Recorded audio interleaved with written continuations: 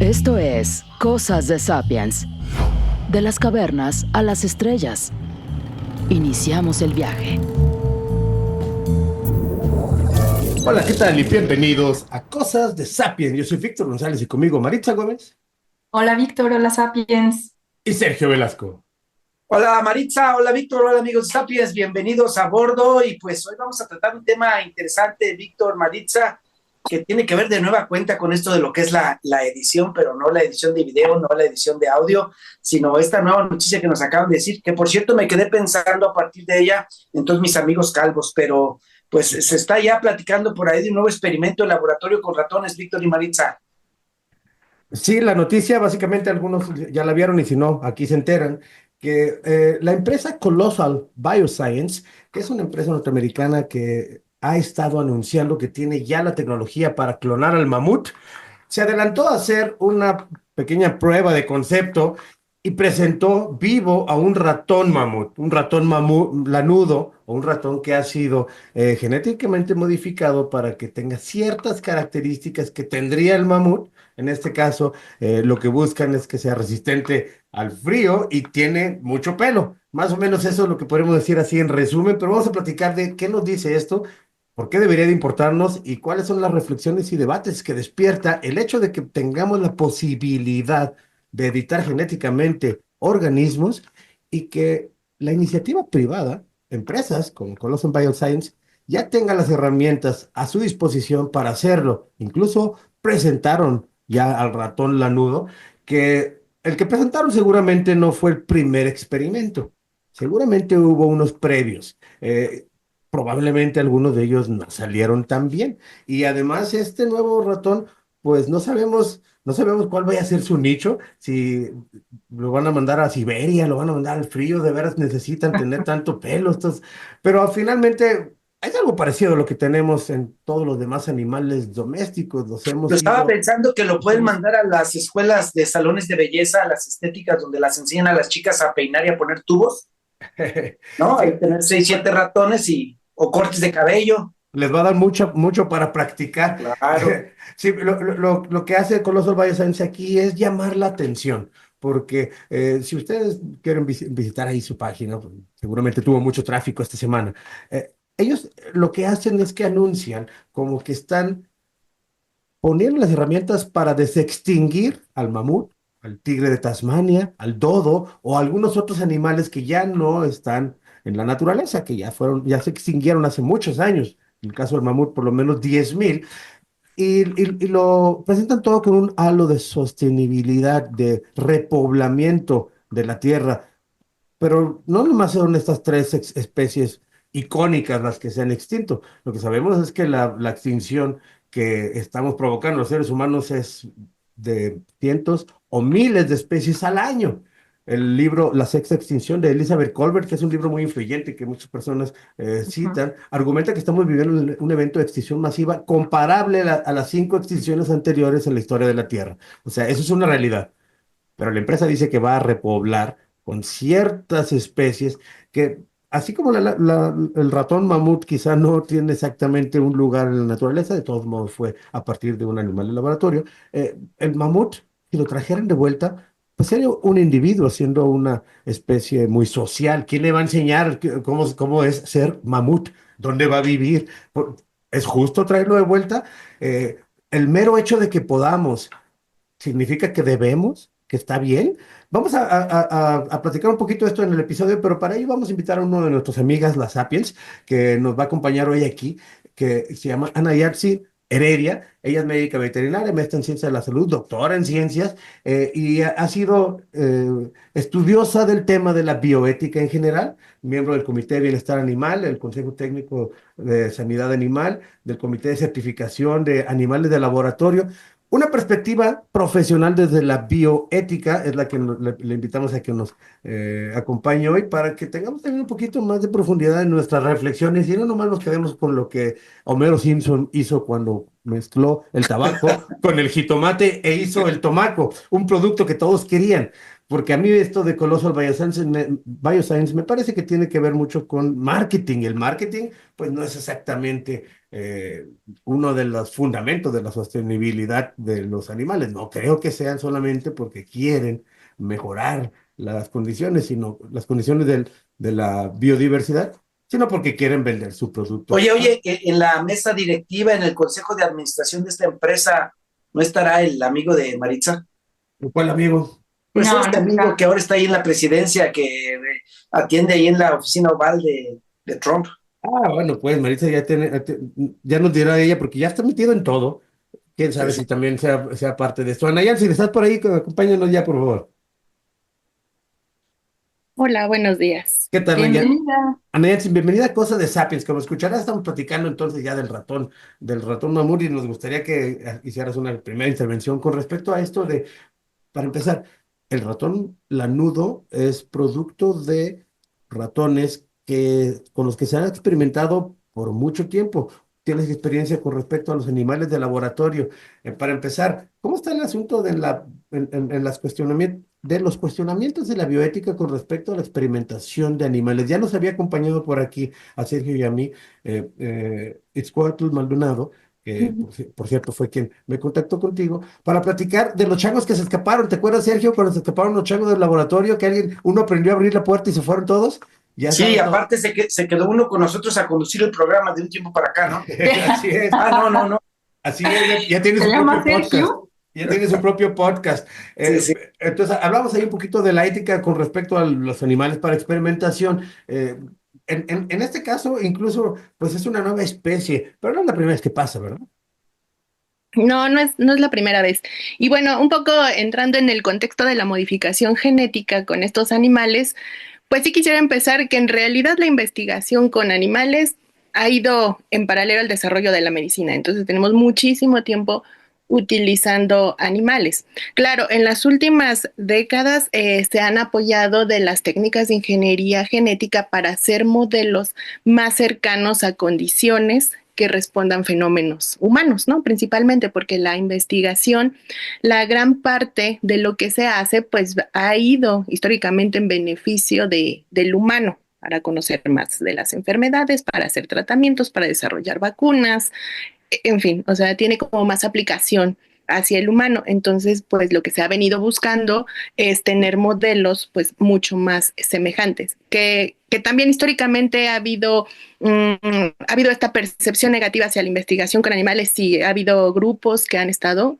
históricamente también en contra de la investigación, muy cuestionado. De hecho, grandes filósofos han tomado como eje crítico en cuanto a vínculos que tenemos con los animales, pues el tema de investigación con ellos. En el caso de los ratones, particularmente, pues se consideran hasta el momento la principal especie con la que se hace investigación por muchas ventajas que tiene la especie o que ha tenido la especie, que es chiquita, que es muy manejable, que está muy estandarizado. O sea, lo que llamamos la ciencia del animal de laboratorio en realidad ya tiene pues unos 120 años, ¿no? Que empezó una crianza selectiva, digamos, de ratoncitos de diferentes líneas genéticas, como raza, ¿no? Así haciendo estas analogías hacia otras especies, como razas de perros. Bueno, pues también hay como líneas genéticas de ratones, que han permitido pues hacer una serie de investigación para cubrir pues, objetivos, ¿no? Y contestar preguntas de investigación. Entonces, ahí hace poco más de 100 años, pues existió, ahí brevemente voy a contar la historia de Clarence Cook Little, que era un genetista de la Universidad de Harvard, y él en se decía que era como un nerd de laboratorio, ¿no? Y que una vez en la biblioteca se encuentra estos tratados de también me parece que es austríaco, genetista, que cruzaba chícharos, ¿no? Y Ah, él sí. decía, lo mismo que sucede con los chícharos, estas explicaciones que Mendel daba, sucederá con otras especies. Y entonces, pues la historia cuenta que él capturó ratoncitos silvestres y los llevó a su dormitorio y empezó a cruzarlos, ¿no? a reproducirlos. Y bueno, la característica o particularidad de su sistema de cruzamiento fue que era entre familiares, o sea, consanguíneos, ¿no? Y entonces, pues desarrolló las primeras líneas genéticas que hasta el momento consideramos puras, ¿no?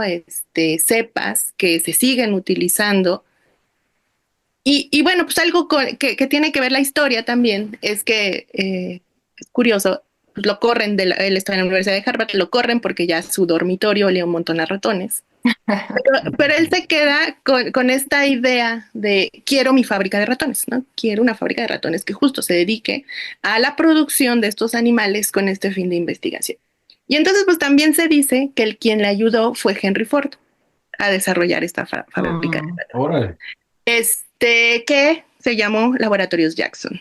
Laboratorios Jackson es hasta el momento, y de hecho la noticia de este ratoncito hace referencia también a Laboratorios Jackson.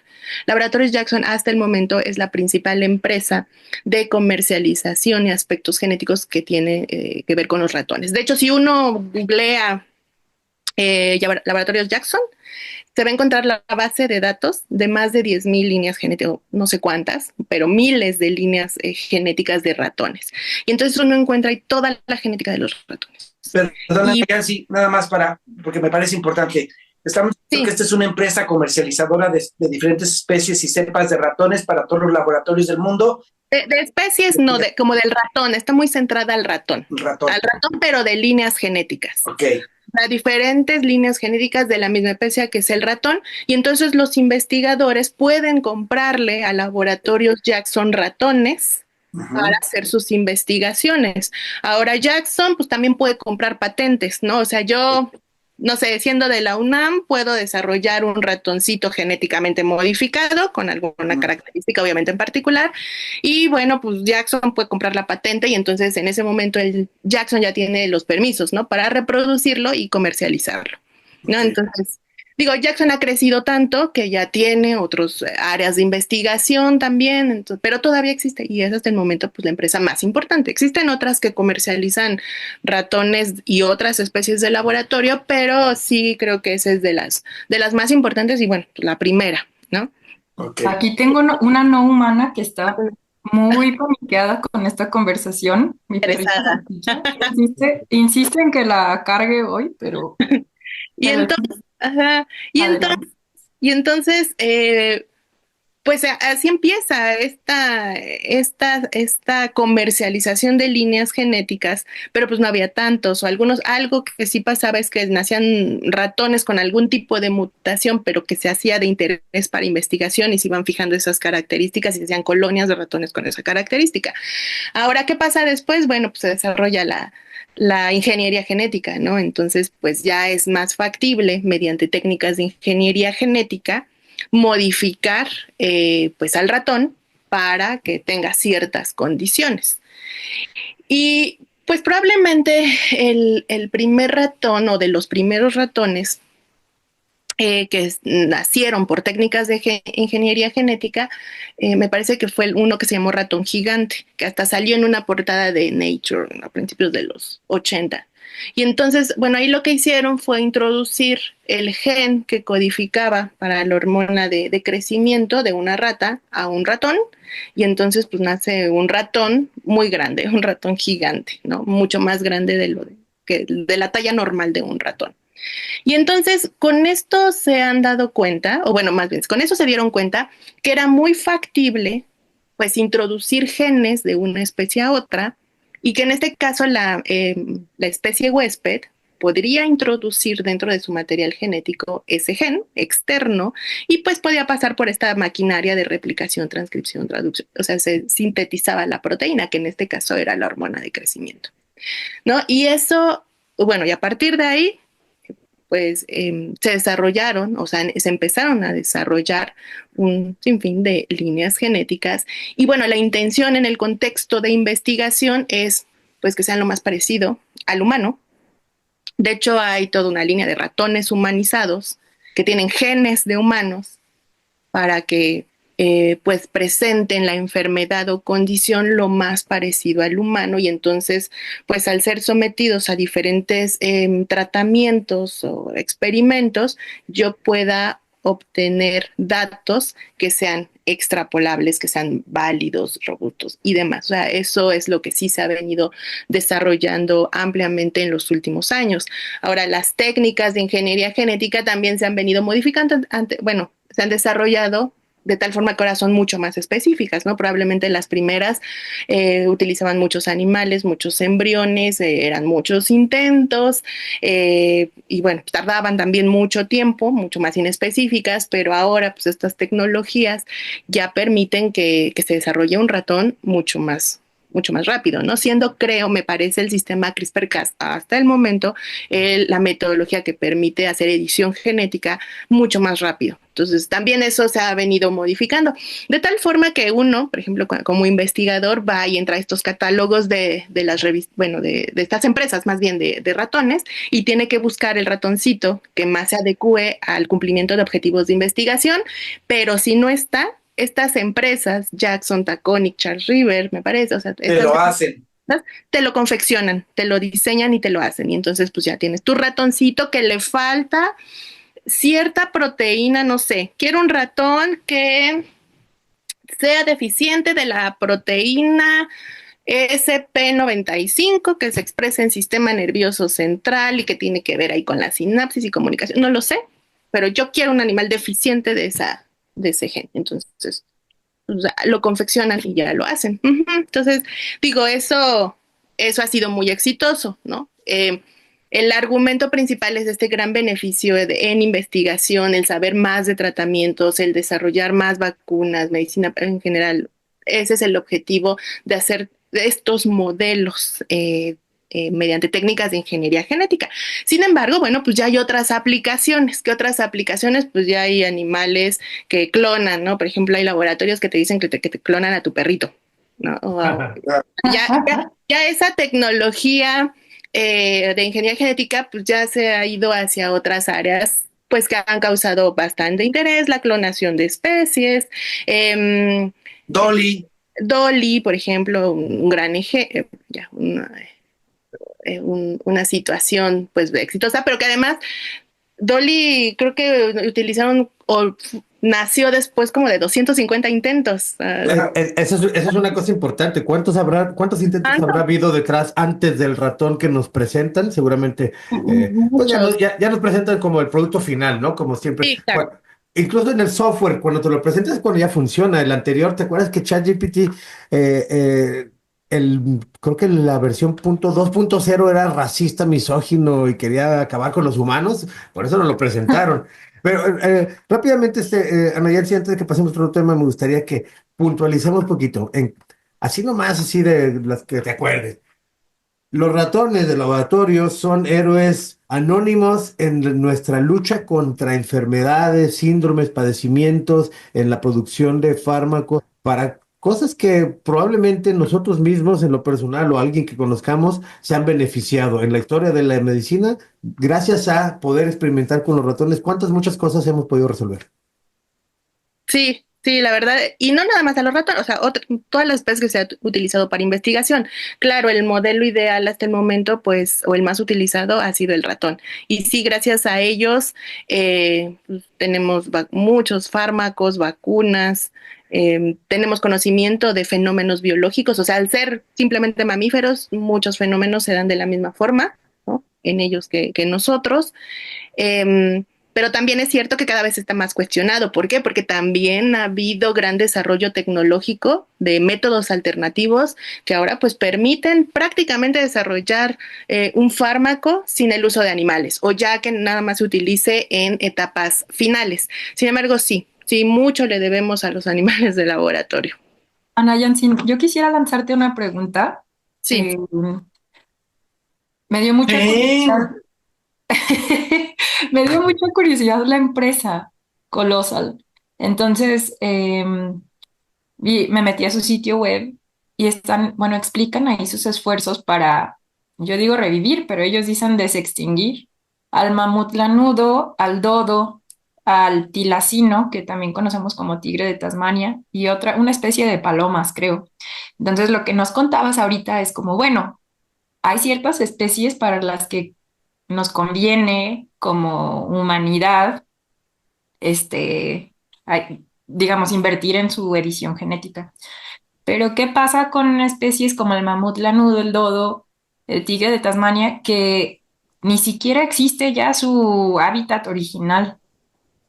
Como decía Víctor al principio, ni siquiera podríamos darles las condiciones, propicias para que se desarrollen como los mamuts, que decía Víctor que eran muy sociales.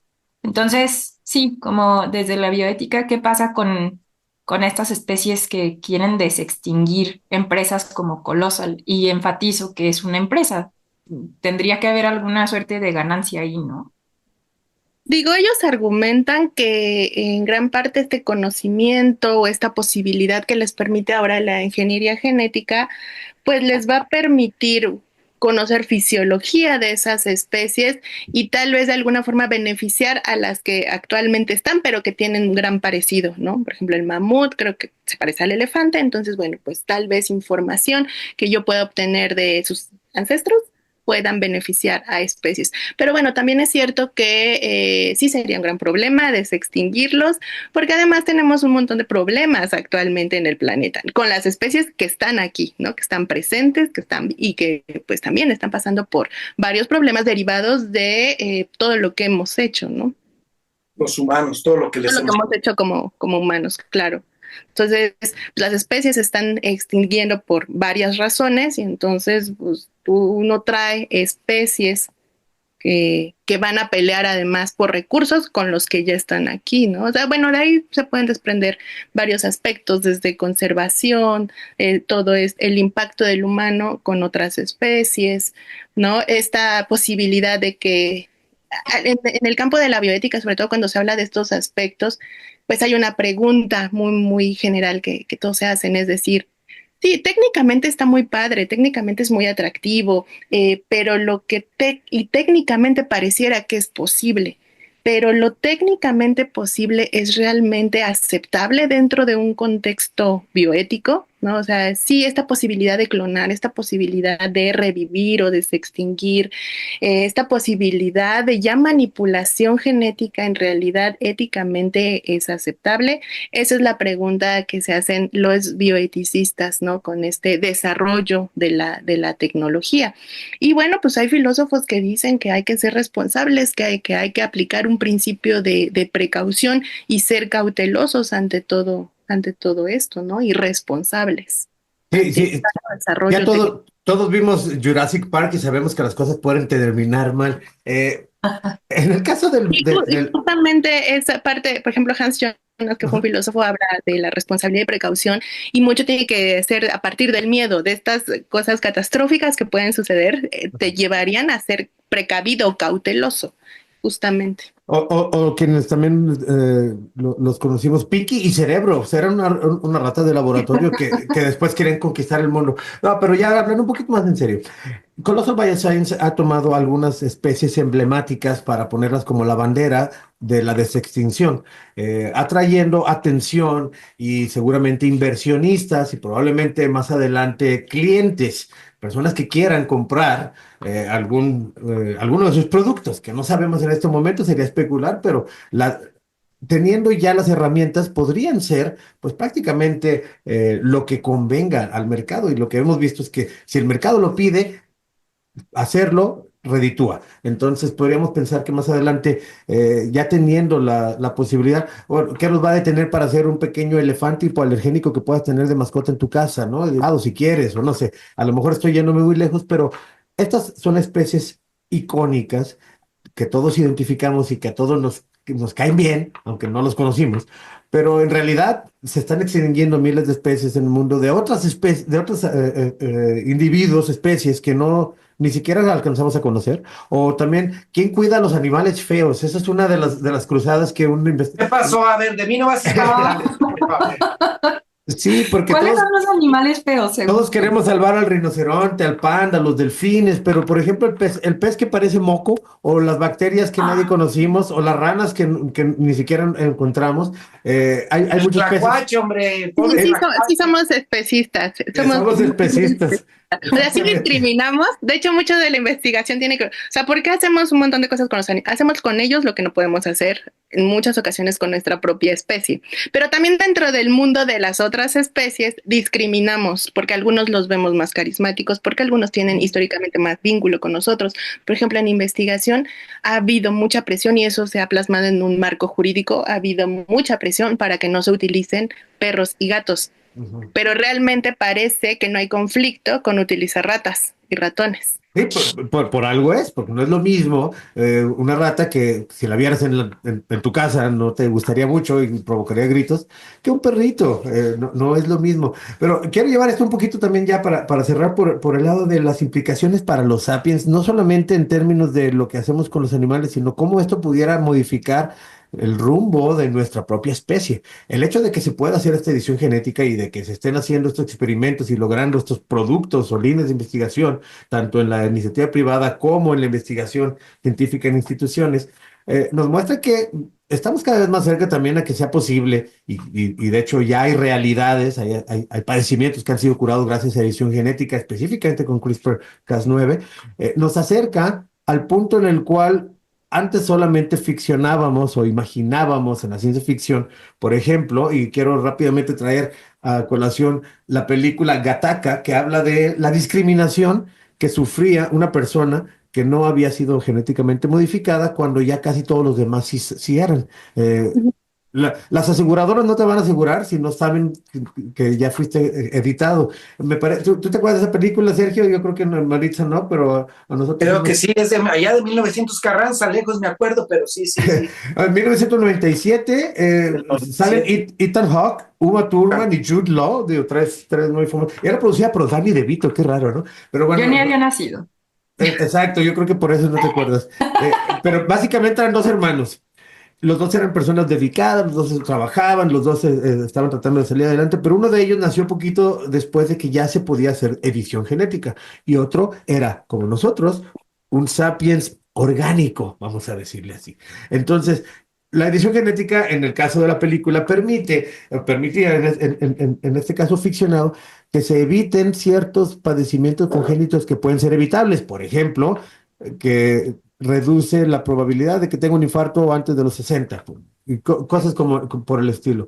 A lo que quiero llevar y una pregunta que dejo aquí es, ¿y cuando la edición genética sea posible para seres humanos?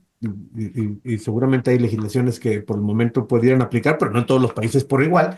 eh, cómo va a entrar el cuestionamiento bioético para detenernos a pensar y a decidir entre todos, y cómo va a frenar el flujo del capital que está buscando eh, ganancias económicas que sin duda son muy jugosas y muy importantes las que se pueden lograr. Cuando esto ya nos llegue a los sapiens, ¿qué va a pasar? ¿Tú qué piensas por esos rumbos, Anayan Sim?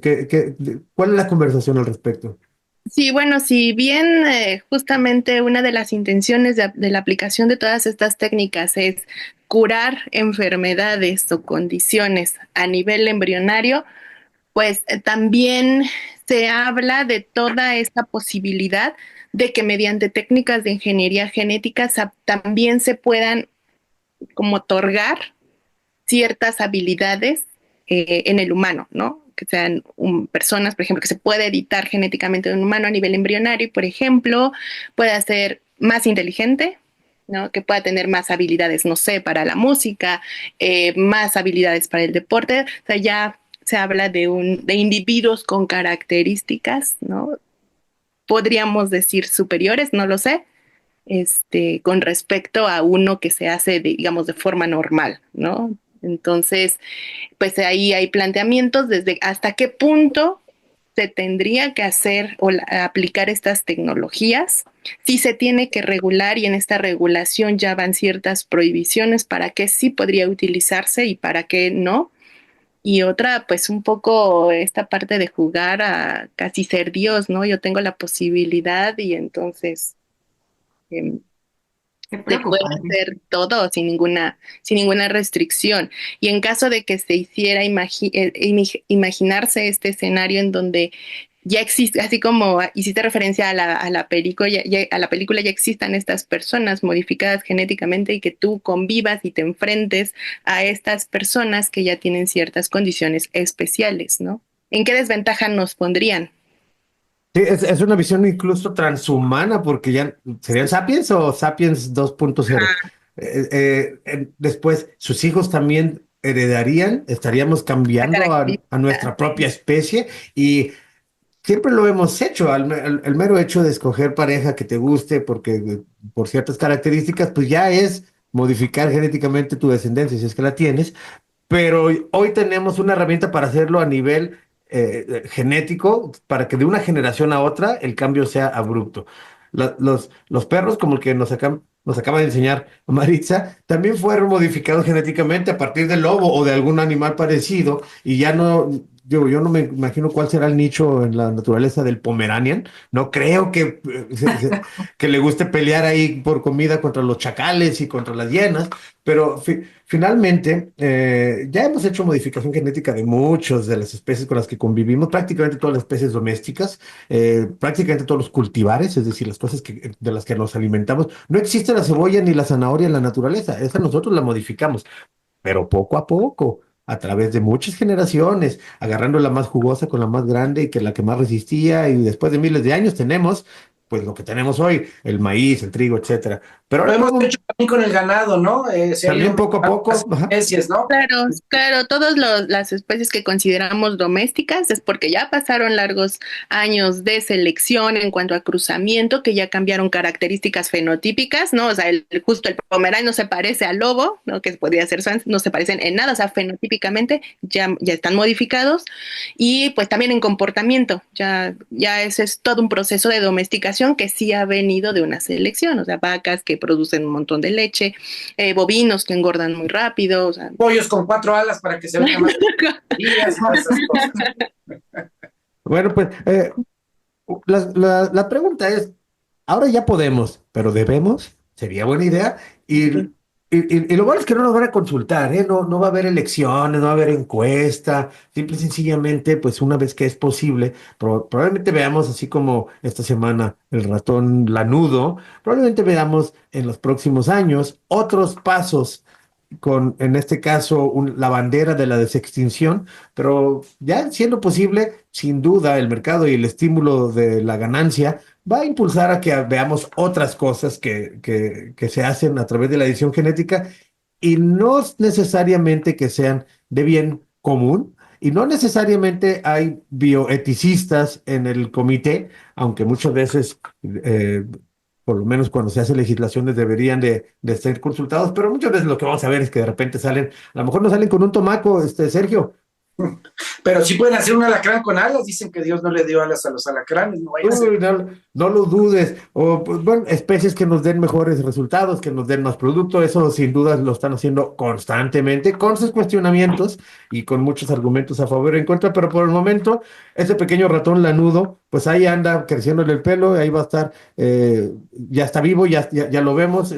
Es un paso más, dice Colossal Bioscience, la empresa, un paso más que sirvió de prueba de concepto y seguramente apareció en muchos portales de noticias, en muchos periódicos, un paso más hacia la desextinción del mamut.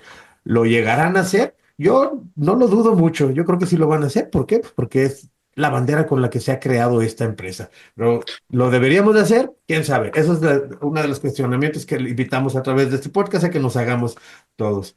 Pues, Mi duda ahora, Víctor, Anayansi, Maritza, es quienes cuidan las jaulas de todos estos ratones, ¿quiénes son? De todas estas ratas, ¿quiénes son? Porque Yo cada 3 años las veo retratadas en espectaculares, en bardas, en spots de la televisión. No, esas son las campañas. Unos quieren ser alcaldes, otros quieren ser senadores.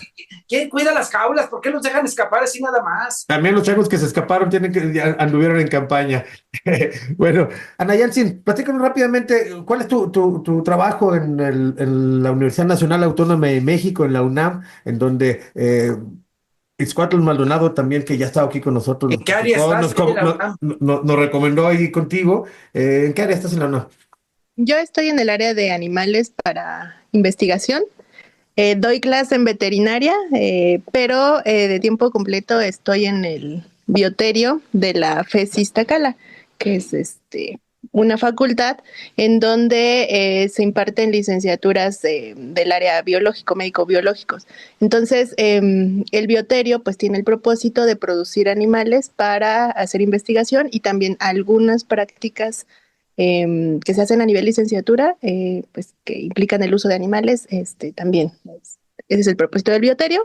Y por otra parte, también estamos involucrados en los comités para cuidado y uso de animales de laboratorio, que tienen la atribución de revisar proyectos de investigación que implican el uso de animales desde una perspectiva ética, pero también todos los procedimientos. Y bueno, pues parte del trabajo del médico veterinario dentro de los bioterios es garantizar que los proyectos de investigación se apliquen se apliquen ciertos principios para garantizar el bienestar de los animales durante todos los procedimientos. Uh-huh.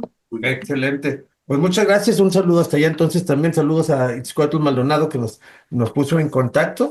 Y pues ya con eso cerramos. Gracias a Sergio, gracias a Maritza, gracias a Ana Yansin y gracias a todos los que nos escuchan y nos ven a través de las plataformas de podcast, a través de YouTube. Recuerda que puedes entrar en contacto con nosotros a través de las redes sociales Cosas de Sapiens. Si te gusta lo que hacemos, suscríbete y comparte. Y si no, bienvenido al debate. Terminamos. Te esperamos en el próximo viaje. Cosas de Sapiens es producido por el Centro Universitario de los Altos de la Universidad de Guadalajara.